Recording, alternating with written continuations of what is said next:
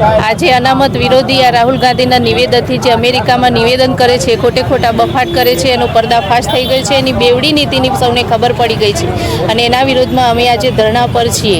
રાહુલ ગાંધીની બેવડી નીતિથી બધા જાણીતા છે. ચૂંટણી વખતે એણે બધાને ભરમાવ્યા હતા કે ભાજપને 400 પાર આવશે તો અનામત નાબૂદ કરશે, પણ